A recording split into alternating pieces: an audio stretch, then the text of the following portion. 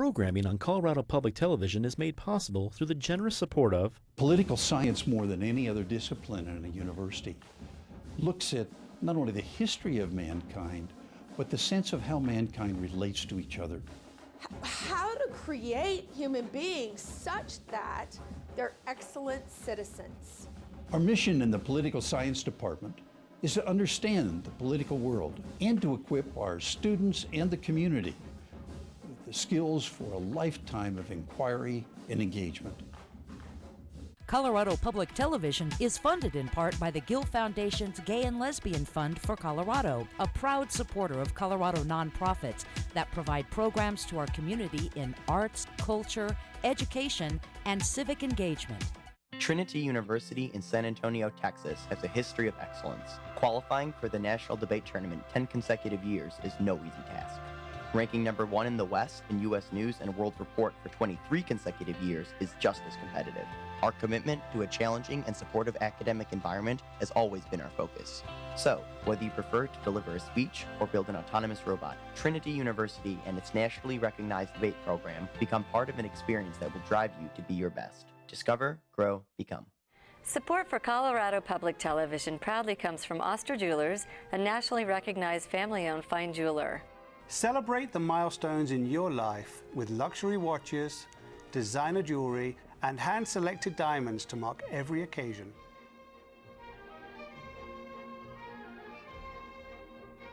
Oster Jewelers is located in Cherry Creek North and on the web at osterjewelers.com. Colorado community media newspapers have been recording our local history for over 125 years.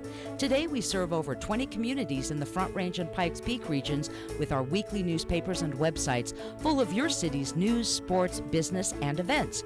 We also feature your community calendar, regular columnists, and Denver's favorite sports cartoonist, Drew Litton. We're proud to still be recording local history as it happens. Information is available at coloradocommunitymedia.com. Every truth Has to.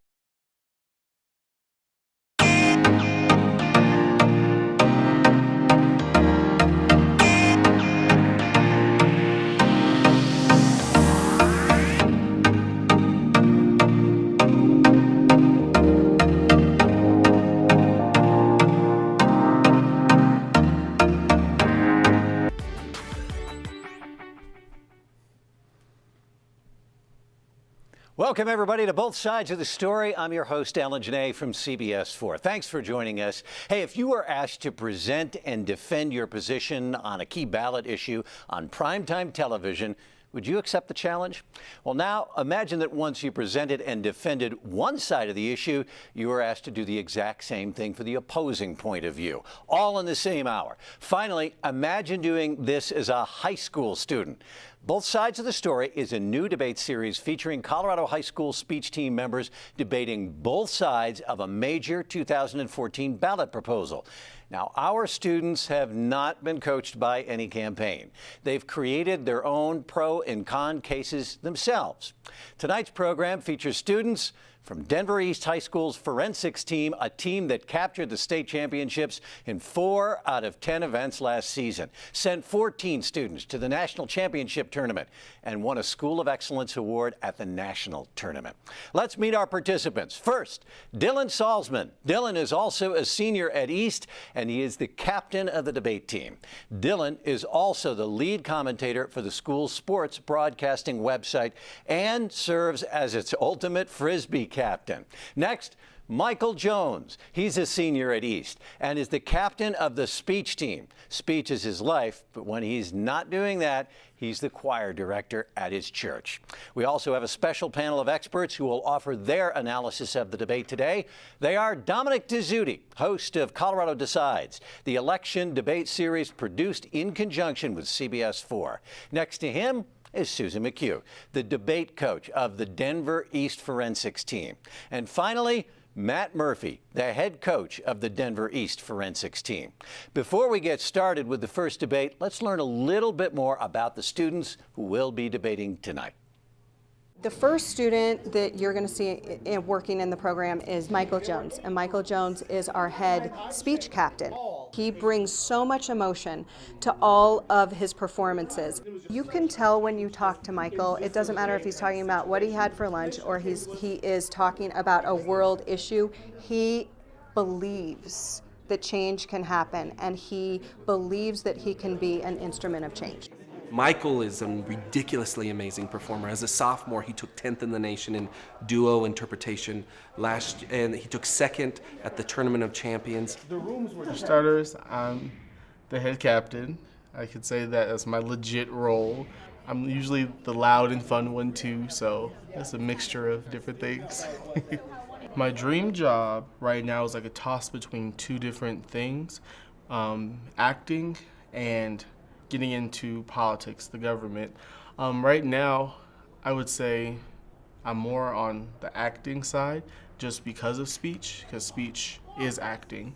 Speech is just, it's a positive way to express yourself, even if you're a different character. I know I've expressed myself many times through my performances throughout the 4 years. It's just a great way to be yourself. There were 8 rooms. The second person is Dylan Salzman, and he is a great kid. He's a senior this year. He is a policy debater in this program. Dylan is our head debate captain. He won state last year in policy debate. He is our best debater on our team.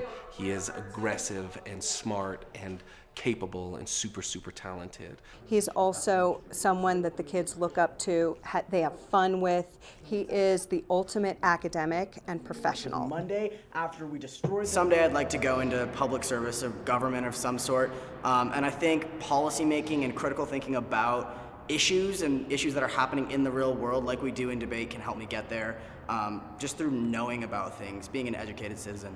The great thing about debate is that you deal with success and failure moment to moment on a daily basis, right? So something that debate has really taught me is how to overcome failure. You win debates, you lose debates. I've lost more debates than I won, and learning to overcome that, I think, was the biggest thing that this program has done for me. And made it so that they could... I'd like to describe myself as the intense one. I try to put in a lot of work and work really hard to be good at what I do, and I would definitely not describe myself as the fun one.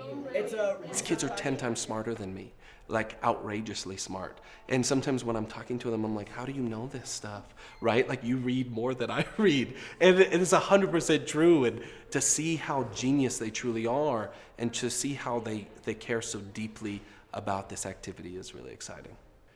We have 2 very impressive young men. It's time to set the ground rules now. We're going to have a 20-minute debate. Each side will present their case, ask each other questions, and have a chance to offer some rebuttals. When it's finished, the students will switch sides here. We'll do it all over again. So let's get started. The issue up for debate today is Proposition 105, which, if passed, would establish labeling requirements for any genetically modified or engineered food. Dylan, as the proponent during this round, the floor is yours for 5 minutes. Take it away. Thanks, Alan. When discussing Proposition 105, the core of the discussion is whether genetically modified foods are good or bad. I come down firmly on one side of the issue. Genetically modified organisms are detrimental to agriculture, and they hurt society more than they help. Thus, they ought to be labeled so that Colorado citizens can know what they're eating. Genetic engineering of food products is fundamentally different than anything that we've seen before. By mixing and matching genes from different plants, GMOs cross biological barriers and could create dangerous hybrids.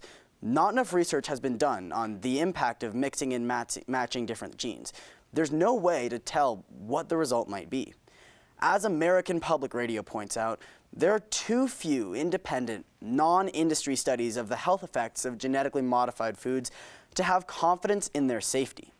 In an experiment in Scotland, rats fed genetically modified potatoes containing a gene for a protein called lectin fared poorly and suffered internal organ damage.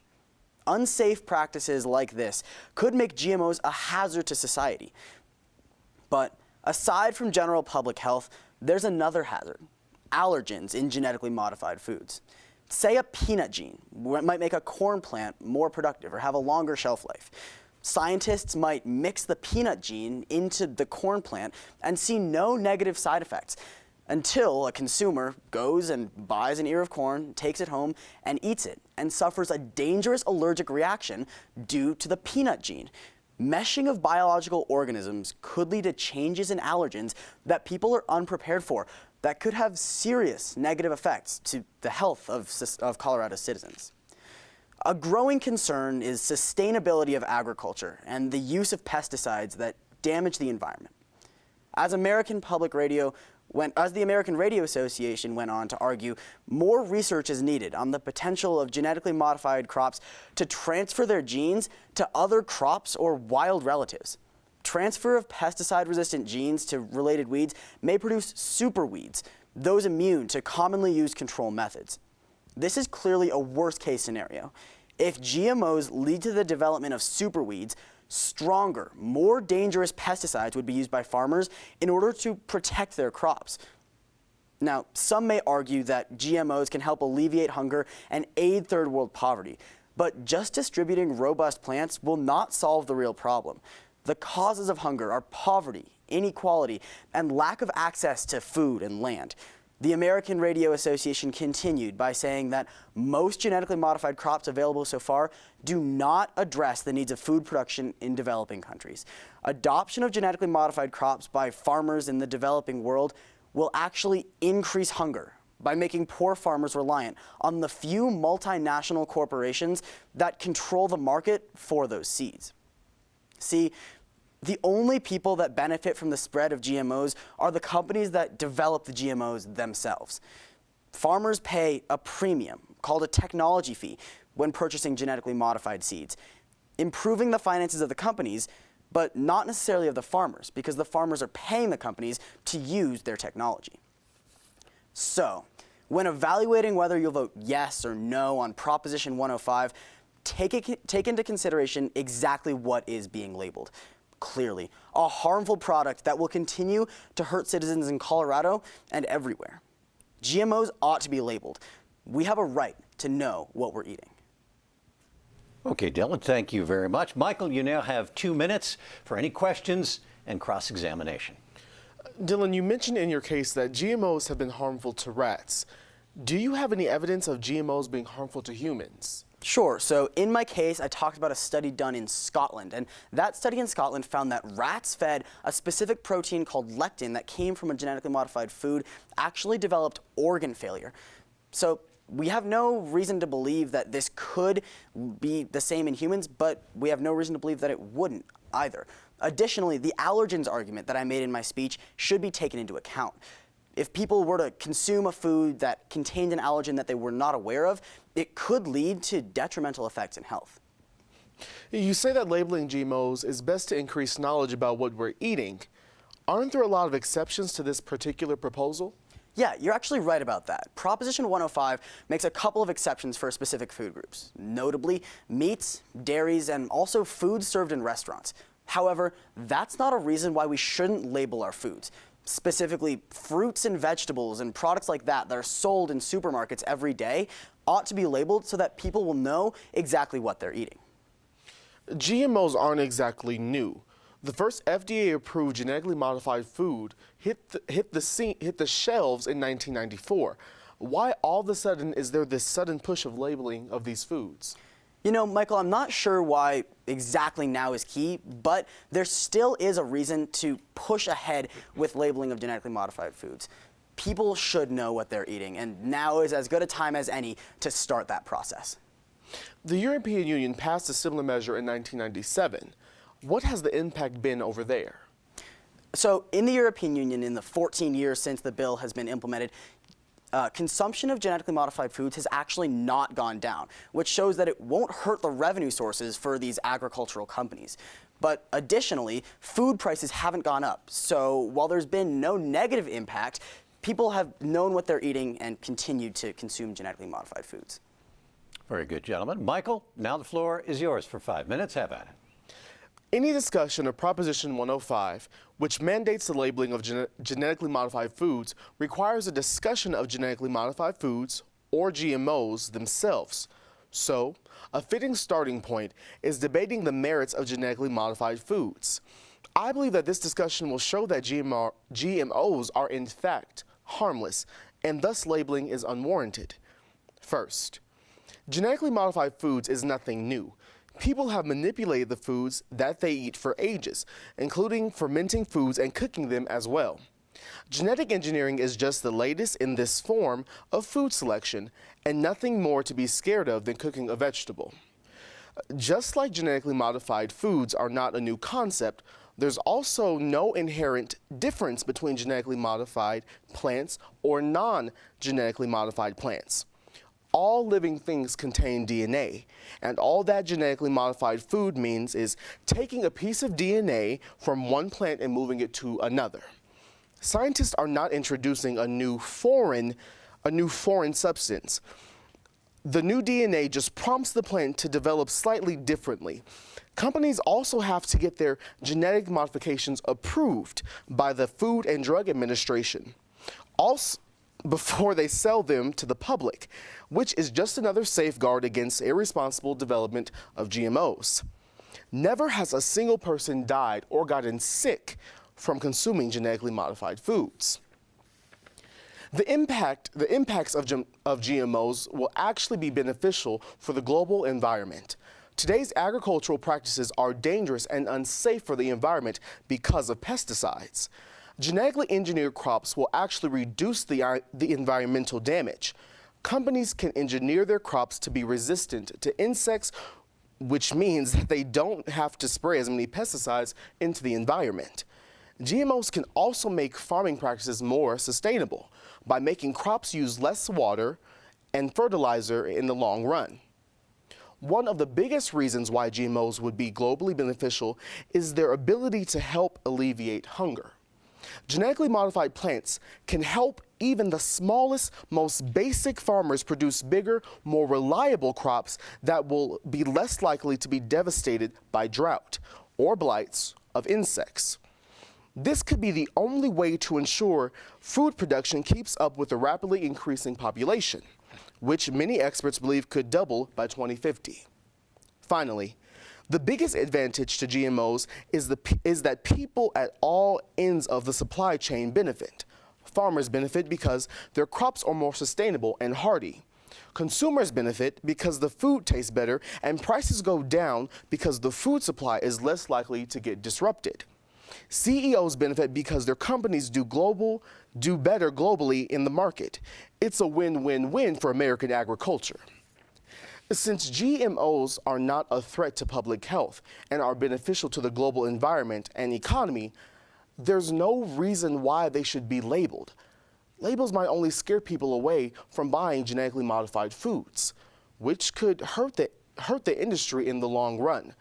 Keeping GMOs on the shelf as is the best way for society to spur the transition towards a sustainable system of agriculture. Thank you, Michael. Dylan, your 2 minutes for questions begins now. Thanks, Alan. Michael, you say that scientists are not introducing a new or foreign substance into plants. Doesn't combining a tomato and a carrot sound like it's adding something new to both plants? It might be adding something new, but it's not adding something new and harmful.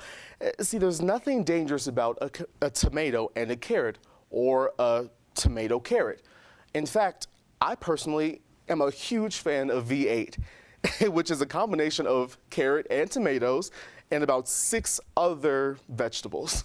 All right. So even if there's no detrimental impacts to GMOs, don't people have a right to know what they're eating? You already know what you're eating. All foods are required by the FDA to be labeled of their contents for their nutritional values. The FDA is already regulating GMOs. There is no reason to add a stigma to foods. Sure. In your speech, you talked a lot about helping small farmers and sustainable agriculture. By helping small farmers, don't you actually mean making small farmers more reliant on giant agricultural companies? No. Agricultural corporations can help small farmers develop more robust crops. More robust crops. It's not an either-or situation. Both small farmers and big corporations can benefit at the same time. So, isn't this proposition really just a step towards accountability and transparency for corporations? Well, again, I'm going to refer you to the strict protocol that was set by the FDA. These corporations are already accountable for their actions. This proposition is just a hamstring on the industries trying to improve and solve large-scale issues like food insecurity. Thanks, Michael. Dylan, now you have 2 minutes for a rebuttal. Thanks, Alan. So I believe primarily that what this comes down to is that citizens have a right to know what they're consuming. If we're going to be adding something new and unknown into a vegetable, people should know at least that they are consuming something new and unknown. My opponent talks a lot about how GMOs can help sustainability of agriculture and help small farmers. However, I don't believe this to be true. As the American Radio Association pointed out, GMOs might actually lead to the development of superweeds. These are products that could, the genetically modified organisms could spread their genes into weeds and make those weeds more resistant to pesticides. That would mean that companies would actually have to spray more dangerous and higher quantity pesticides into their products, thereby increasing the amount of chemicals put into our environment and making farming less sustainable. But second, it's not actually going to help food insecurity like Michael believes that it would. There's other causes to food insecurity that simply genetically modifying foods would not be able to resolve. I mentioned in my previous speech resource disparity, poverty, lack of access to sufficient food and water. These sort of things cannot be resolved by simply allowing genetically modified foods onto the streets. But also, Michael says that all people will benefit from GMOs. I don't believe that to be true. Genetically modified foods will only help those at the top. That's the giant agriculture corporations that develop these foods in laboratories and then sell them at a high cost to farmers that can barely afford to purchase them. That could lead to less resources for the farmers and the small businesses that make up the backbone of our economy. And for those reasons, I believe that genetically modified foods ought to be labeled in supermarkets so that people know what they're eating and so that we can take a step towards accountability for corporations. Thanks, Dylan. Michael, you now have 2 minutes to respond and close. In order to make an informed decision on Proposition 105, it's important to acknowledge the impacts of GMOs. Clearly, there are 3 ways in which GMOs will help society.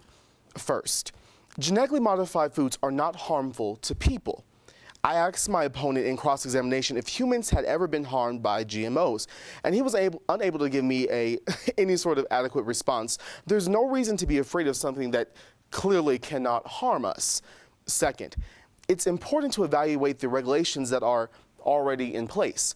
The Food and Drug Administration already has strict guidelines over genetically modified foods. They will not allow any foods into the marketplace that do not meet their health requirements. Third, GMOs are going to help farmers around the globe, and especially in Colorado. By making crops more sustainable and efficient, farmers can increase their productivity and offer a wider variety of high-quality crops to consumers across our great state. So, I urge you to vote against Proposition 105. There's no real risk of GMOs, and even if there were, there are existing regulations. And also, they can be beneficial to our state, national, and global economies. Thank you. Thanks, Michael. Finally, Dylan, a 1-minute close. Thanks, Alan. You say that genetically modified organisms can't hurt people. Now, even if this is true, it might not directly hurt people, but it can hurt people in less obvious ways. Notably, through people becoming reliant on giant agricultural corporations and pouring more and more pesticides into the environment. Additionally, genetically modified organisms might actually hurt people through allergens. Like I mentioned before, if allergens were to get mixed and matched into different food products, people would not know what they were eating, and thus they would not understand the causes of a potentially severe allergic reaction. For those reasons, genetically modified foods ought to be labeled so that people know what they're eating and so that corporations need to be accountable for what they put into our foods and what we're buying off the shelves when we go to Safeway or King Soopers. Dylan, Michael, thank you very much for that spirited debate. Let's go to our panel of experts right now and get their thoughts on what they saw. Dominic, take it away. Ellen, thank you very much. I was impressed by both of our debaters, very much so. Things that stuck out for me quickly, the allergen point that Dylan made wasn't one I'd heard before, so that was impressive. And one of the highlights of the debate, I think, Michael delivered with the tomato carrot, first sounding like Frankenfood, and then now sounding to like a delicious glass of V8. So well done there. Susan, what do you think? Oh, I agree. Vigorous debate. As a parent and a citizen, I completely was buying into what Dylan was saying about us having more information. I believe more information is always a positive thing, and so as a parent, I want to know what I'm putting into the bodies of my family. On the other hand, Michael gave me some compelling information on how we can actually feed more people on the planet and have better quality food using GMOs, and that this labeling might create some sort of stigma. So at this point, I'm still seeing really great points on both sides, and I'm excited to hear more. Matt? Yeah, when I first heard about this proposition, I didn't necessarily care, but both of these gentlemen kind of brought this to a whole new light. What I would say is that I loved the argument about the pesticides, too, because that creates a whole other dynamic, and we always tend to find out this situation in life that one thing that we thought was really creative turns into another humongous problem. But I also really appreciated too with the VA comment was hilarious because we have been manipulating foods since the dawn of time. So both exciting and compelling arguments. Well done, gentlemen. I think it was a great first half, and looking very forward to how it goes when we switch sides. Alan, back to you. Going to mix it up just like V8, I think, in the second half there. Before we let our students switch sides, let's learn a little bit more about what students learn when participating in high school speech and debate. When I hear the word confidence, I think of power and being proud of the person that you are and the person that you want to be and the person that you're becoming. Confidence in general in life is being able to go into those interviews and just feeling like you already got the job. Being able to talk to people just comfortably, look them in the eyes. Like eye contact is like a big thing, and when you can tell that someone's confident. Being on the speech and debate team has really improved my own personal self-confidence. I think that being able to have the skills that speech and debate teaches is really empowering. When I joined the debate team, my level of confidence was probably around like a 3, and since then it's probably gone up to about a 7. It's led to me being a lot more able to speak in public venues and being able to crystallize my opinions. And so that kind of stuff has definitely helped me, especially in the classroom setting, be more confident with my ideas and sharing them and being able to be open to both sides of an argument. Being confident has a lot to do with self-expression, right? So if you believe that I'm confident, it makes me feel a lot more confident and allows me to express myself better and makes me more persuasive and seem more educated about whatever I'm talking about. Being a part of the speech and debate team has shaped the way that I express myself, and as far as it's really given me a lot more confidence and helped me kind of learn more about who I am. And so in a lot of ways, I think it shapes just how I interact with people every day. Being part of the speech and debate team has helped me express myself more fluidly and be able to show more of who I really am. So to devote my own personal opinions, not based off of the opinions of my family or my peers, and then be able to express those opinions in a way that people will respect me for them or not, ostracize me for them. It's the skill that speech has given me, just to not care about what other people think, because you are constantly being judged. Whether it's just in the outside world or in the speech world, you're being judged, and you have to be comfortable with that.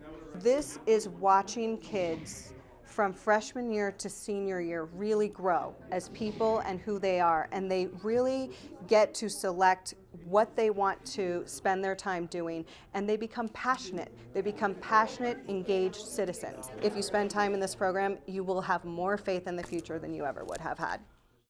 Isn't it great? True to our word right now. Let's ask our students to switch sides, literally, and we'll take another look at this issue. Again, the issue at hand here is Proposition 105, which would mandate labeling of any food that's genetically modified. So, Michael, you now represent the proponent's side, and your time begins now. Thank you. Today, I'm speaking to advocate the passage of Proposition 105, a resolution to mandate the labeling of genetically modified foods in our great state of Colorado. As the Colorado Legislative Research Council noted, 90% of corn, 90% of cotton, and 93% of soybean crops were genetically modified last year. So, in the spirit of knowing what we're putting into our bodies, labeling genetically modified foods as such is beneficial. Knowledge is power. We have the right to know what's in our food and the right to choose for ourselves what we eat and feed our families. These are fundamental American values.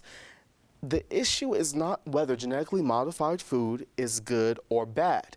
The issue is simply whether or not Colorado consumers have a right to know what they're eating. And I believe the answer is yes.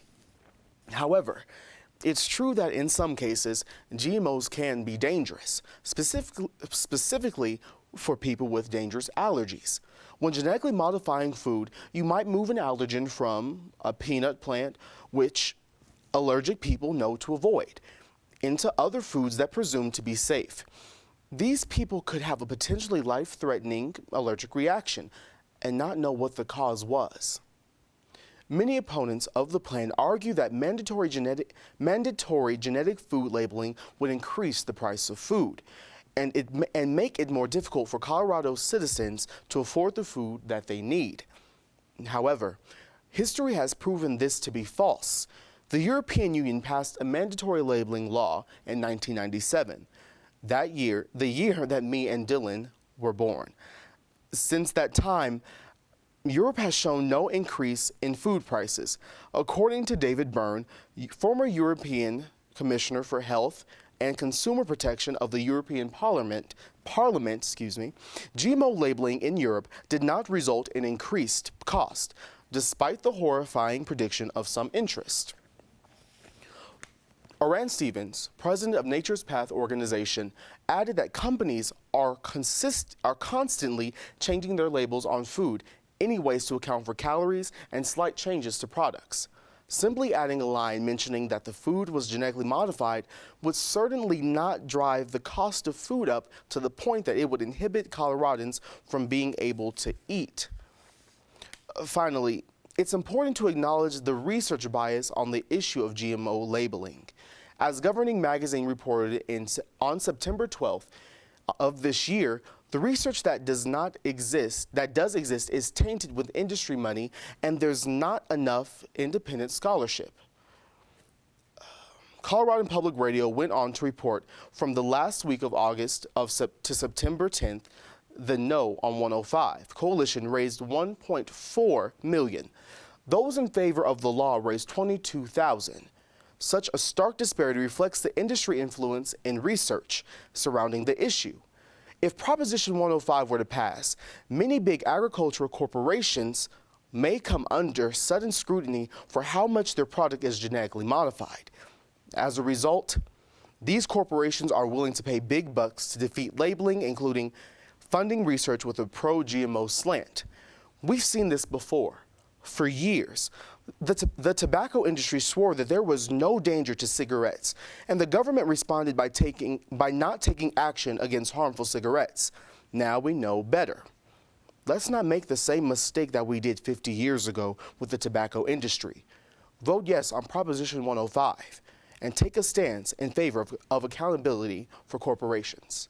Michael, thank you very much. Dylan, you now have 2 minutes here for any questions or cross-examination. Thanks, Alan. Michael, how many states have already passed mandatory GMO labeling laws, and what was the impact on consumer prices in those states? The only state that's passed mandatory labeling laws is Vermont. Propositions have been voted down from in states like Oregon and Washington. In Vermont, there has been little to no impact on food prices. Another good example is this from the European Union, which has been a mandatory labeling law which has had a mandatory labeling law for 17 years and has seen no increase on their food prices. All right. So in your speech, you talk about the tobacco industry. How can you compare tobacco, which is scientifically proven to cause cancer, with GMOs, with no proven harms for humans? For years, there has been no scientific evidence linking tobacco to cancer, just like there is no scientific evidence linking GMOs to health hazards. Additionally, the comparison is only being made to the industry research bias of the issue. All right. So what's the average cost for GMO labeling for food manufacturers? I don't think it would be very much at all. Food manufacturers are constantly shifting their labels to account for changes in their recipes. So simply adding a line noting that it's genetically modified would not drastically raise costs at all. So you think that knowledge is power, but doesn't this law provide a lot of exemptions from labeling, including meats, dairies, and food served in restaurants? Yes. So how does this bill help us get more information if there's a ton of exemptions in the law? Well, it still provides a baseline accountability for the majority of our food sources, which consumers have a right to know. Thanks, Michael. Dylan, let's hear your side. You now have 5 minutes. Thanks, Alan. Today I'm advocating against Proposition 105, a resolution to mandate the labeling of genetically modified foods in our great state of Colorado. The proposal would not only be a waste of taxpayer dollars to enforce, but it might also impose an unfair financial burden on many of Colorado's citizens. As the nonpartisan Colorado Legislative Council noted in this year's Blue Book voting guide, Proposition 105 will result in higher food prices as farmers, food manufacturers, and distributors and retailers pass their costs to comply with the labeling requirements on to consumers. The Colorado Children's Campaign described how nearly 1 in every 7 children in Colorado faced hunger in the year 2013, including situations in which they were unable to pay for food. The same organization found that more than 1 in 4 working families in Colorado do not have enough food to meet their basic needs. GMO labeling would impose an unfair financial burden on Colorado's impoverished, the people who can least afford to pay higher prices for their sustenance. But the economic impact of GMO labeling doesn't stop there. The Colorado Blue Book went on to describe how the labeling requirement may be particularly burdensome for small businesses and farmers markets, since the measure does not provide for any exemptions based on an operation's size. Small businesses, the backbone, the heart and soul of our local economy, may get shut down due to increasing labeling costs that they can't afford to pay. The economics of Proposition 105 are not the only reason why it should be voted against in this year's election. Colorado State University reported in 2010 that the current food infrastructure system could not currently accommodate the need for separation of genetically modified and non-genetically modified foods.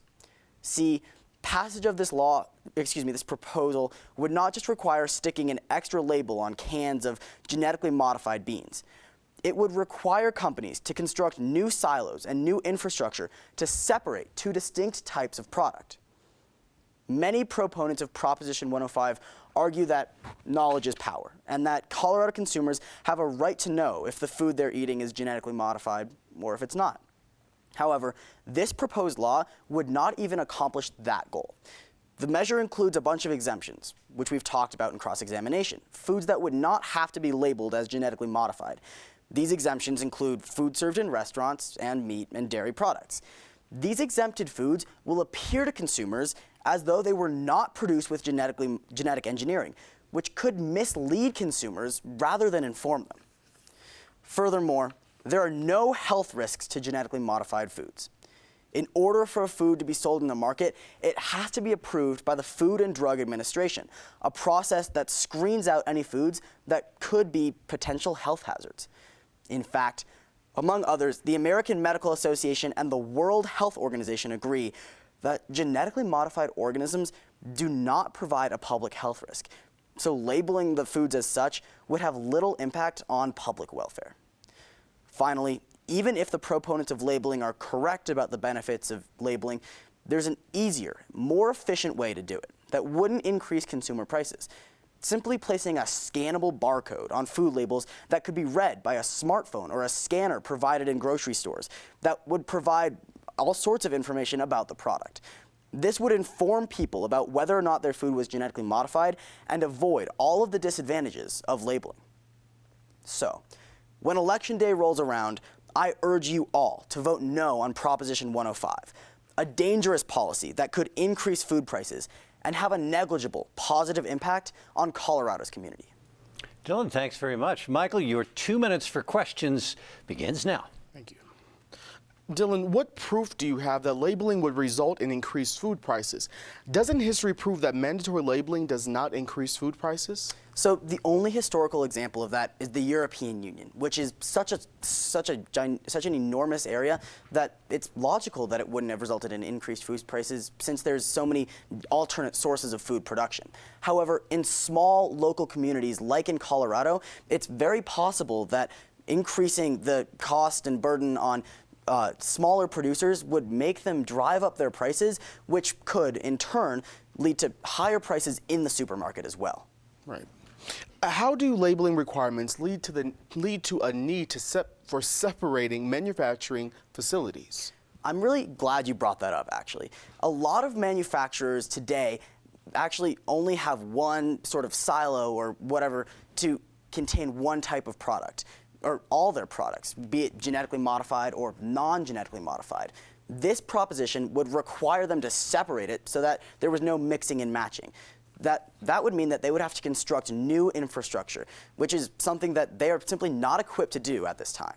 It sounds like you might support the proposition if it didn't have exemptions. Is that correct? So I might support the proposition a little bit more if it didn't have the exemptions, but the fact remains that it's still detrimental because of, like I mentioned, food prices and other negative impacts. Even if there aren't any harms to GMOs, what's the harm in providing increased information? I'm also really glad you brought that up. I think that Proposition 105 is actually going to mislead consumers more than providing them with information to make an educated decision. I mentioned in my speech that these exemptions for the bill would make specific foods seem as though they were not genetically modified, when in fact they might still be genetically modified. This would mean that consumers would not know whether or not they were consuming genetically modified foods and make them less able to make the informed decision that you talk about in your speech. Okay, you've heard what he said. Michael, you have 2 minutes for rebuttal. Knowledge is power, and I can't say it enough. Knowledge is power, knowledge is power, knowledge is power, and knowledge is power. How much faith do we want to put in the FDA, who condoned tobacco industries for years in spite of evidence and outcry from the public that smoking was harmful? The more information that's provided to the citizens of Colorado, the better they can make individual choices, a right that remains central to the American way of life. I want to remind you that while there may not be evidence directly linking GMOs to negative health risk, the risk of allergens is still high. It's quite possible that someone could eat a genetically modified food and have a severe allergic reaction, clearly a dangerous prospect that could be avoided by a simple labeling policy. In this next speech, Dylan will make a big deal about the increase in food prices.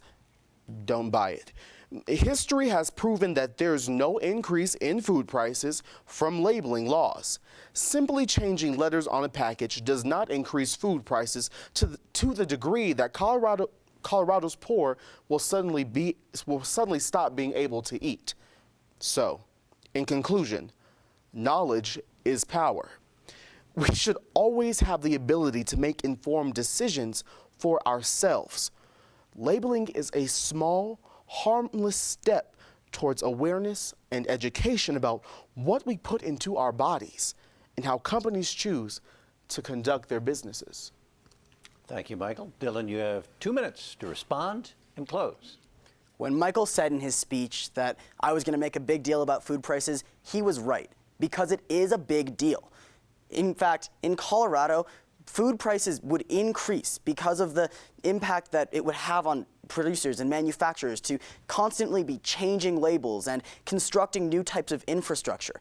That could make food prices dangerously higher in supermarkets and make Colorado's poor less able to afford the food that they need. That's something that we simply can't have, especially in an economy that is simply struggling to bounce back from the 2008 recession. But additionally, the FDA is going to resolve any potential issues with genetically modified organisms. See, the Food and Drug Administration already has a strict set of protocols set in place for any sort of food, any sort of genetically modified food that's introduced into the marketplace. If that genetically modified food is going to be sold, the FDA has to do a check on it to make sure that it's not going to have these negative implications for the health of citizens everywhere. Additionally, I want to remind you that this bill would likely only mislead consumers as to the benefits of GMOs. Like I mentioned before, specific exemptions to this bill would mean that consumers would not know, or rather, if they were to go purchase meat at a supermarket and see that it didn't have the genetically modified label, they would believe that it wasn't genetically modified, when in fact it still would be because of the exemption to this specific law. Thus, if knowledge is power, we're actually decreasing the knowledge of citizens, something that is clearly detrimental to our interests. Finally, there's an alternate proposal that could resolve all of the issues of labeling without increasing costs. That's a barcode put on any sort of genetically modified product that was scannable by a smartphone or a scanner in supermarkets that could read it and tell consumers any information that they might need to know about it. So when you go to the ballot in November to vote yes or no on Proposition 105, I urge you to vote no against this harmful policy. Dylan, thanks very much. Michael, now your 1 minute close. Thank you. Vote yes on Proposition 105. Individuals should have ultimate authority over what goes into their bodies, and they ought to have the information required to make that choice. At the end of the day, it shouldn't be left to the FDA or some companies to tell whether or not products are genetically modified. It's a decision that should be made by the individual themselves. My opponent has still not proven evidence of labeling substantially increasing food prices. Honestly, the debate boils down to transparency or lack of transparency. Obviously, the choice for me is crystal clear. Vote yes on Proposition 105. Michael, Dylan, thank you very much for that spirited debate. I'll bet you learned a lot at home. Let's go to our panel of experts, get their thoughts on what they saw. Dominic, take it away.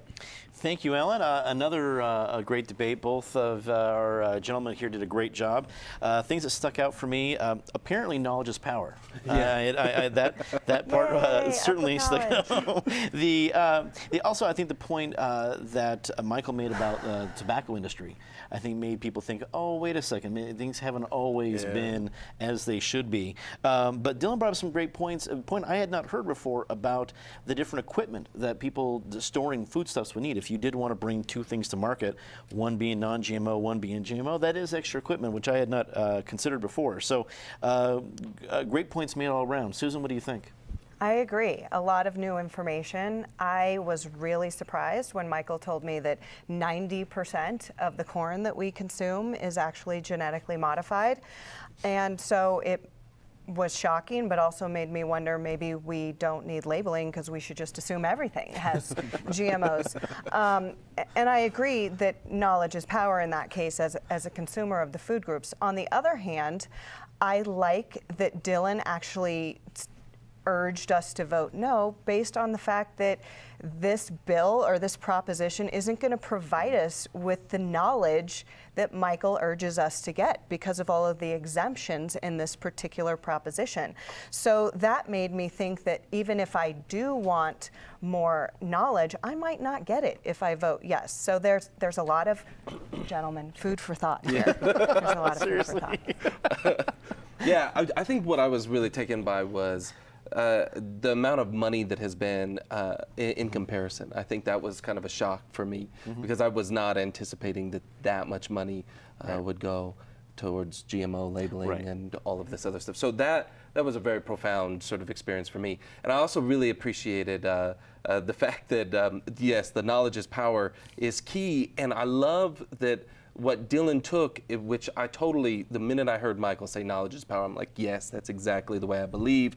This is who I choose to be. But then Dylan took it a step further. It was like, okay, yeah, but we're still not going to know about meat. We're still not going to know about milk. We're still not going to know about, and those are the kind of the real crazy stuff, right? That we haven't even been able to really understand. So I thought that was fantastic and something that, yes, all new ideas that I have not thought of. Yeah. Well, as a panel, we're not going to be picking a winner, Alan. We think that's really up to the voters. They have now heard both sides twice, and they've heard great cases made by both Dylan and Michael. So we're hoping they take into consideration, and we'll throw it back to you. You know, a whole bunch of arguments on both sides now. That's Isn't true. that great? That's very true. It's all we have time for our program tonight, and I want to thank our excellent students for accepting our challenge and for participating in our debate. I also want to thank our esteemed panel for sharing their thoughts tonight, and finally, thank you for tuning in. It's the support of viewers like you and our sponsors who help make this show a reality.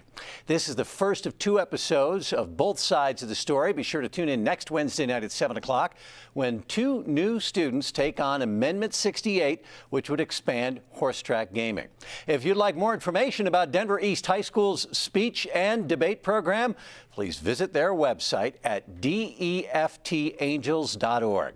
And if you are looking for more information about this program or about the Colorado Decides debate series, please go to our websites, cpt12.org or cbsdenver.com. And you can catch me every morning at CBS 4 for all the latest news and information about this year's election and the issues. For everybody here at Colorado Public Television, I'm Alan Janae. Thanks for watching. That's Both Sides of the Story. Good night.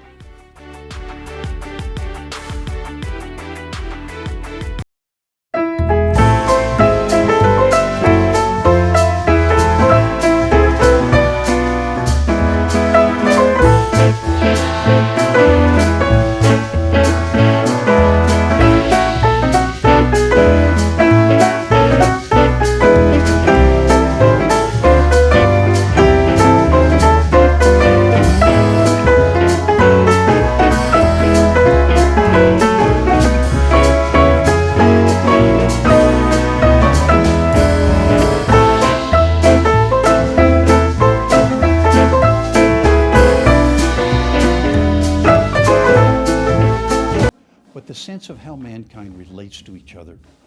How to create human beings such that they're excellent citizens. Our mission in the political science department is to understand the political world and to equip our students and the community with the skills for a lifetime of inquiry and engagement. Colorado Public Television is funded in part by the Gill Foundation's Gay and Lesbian Fund for Colorado, a proud supporter of Colorado nonprofits that provide programs to our community in arts, culture, education, and civic engagement.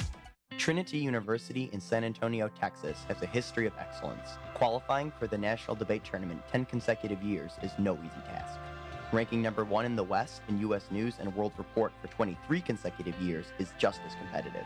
Our commitment to a challenging and supportive academic environment has always been our focus. So, whether you prefer to deliver a speech or build an autonomous robot, Trinity University and its nationally recognized debate program become part of an experience that will drive you to be your best. Discover, grow, become. Support for Colorado Public Television proudly comes from Oster Jewelers, a nationally recognized family-owned fine jeweler. Celebrate the milestones in your life with luxury watches, designer jewelry, and hand-selected diamonds to mark every occasion.